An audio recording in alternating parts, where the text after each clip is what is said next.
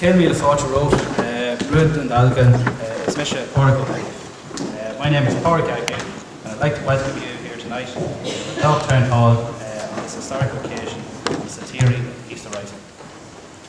Tonight, we will honour the memory of our brave relatives by presenting a special centenary medal to the families of gallant Louth volunteers who took part in the Rising and their brave efforts to win freedom for our country.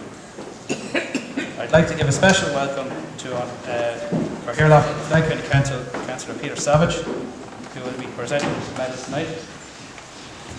I'd also like to acknowledge and welcome the CEO of Louth County Council, Joan Martin, the Mayor of Drogheda, Paul Bell, as well as TDs and Senators. We formed the Dundalk 1916 Relatives Committee back in 2015 to especially remember the Louth volunteers. We felt that their actions and efforts were not being acknowledged nationally, and we're not being given enough recognition for what they deserve and for their efforts to fight for Irish freedom in 1916. We believe we have done that. We have produced a YouTube video, thanks to Marcus Howard, who's now here tonight filming, media articles to recount the story and activities of the volunteers from the time they left Dundalk, RD, Grange Bellew and Drogheda, made their way through County Meath and on to Town, County Dublin. This video has been shown in many schools in County Louth and has brought to life the historic account to young people. Young people have reenacted the 1916 Rising with great enthusiasm and genuine interest in the County Louth story. Having been brought up to be proud of my family history, I had a huge interest in all things military. It was from this I felt a special commemorative medal would be fitting to mark this 100th anniversary. As chairman of the committee and the funding from Louth County Council, I set about to design and commission a medal to be presented to each family here tonight. This medal is not only designed to commemorate, but it is designed to be unique to County Louth because no other local authority funded project created a military medal.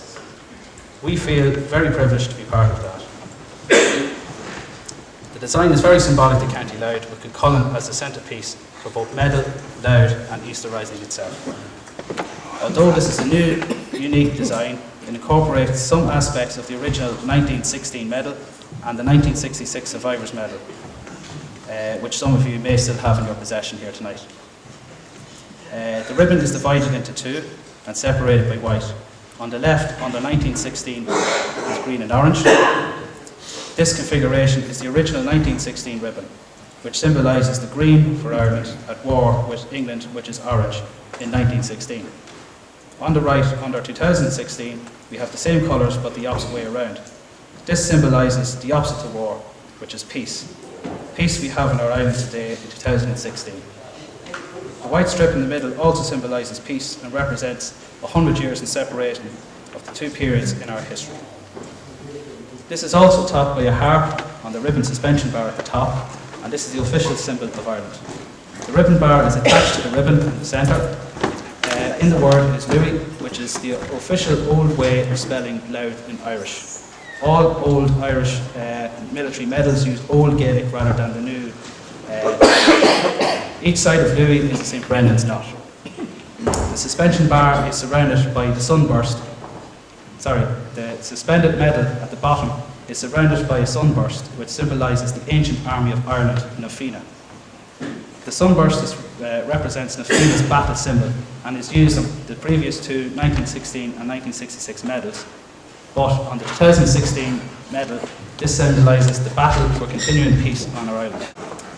The medal has 8 star points to represent light, which symbolises glory, victory and sacrifice, which for the sovereignty of our nation was made in 1916.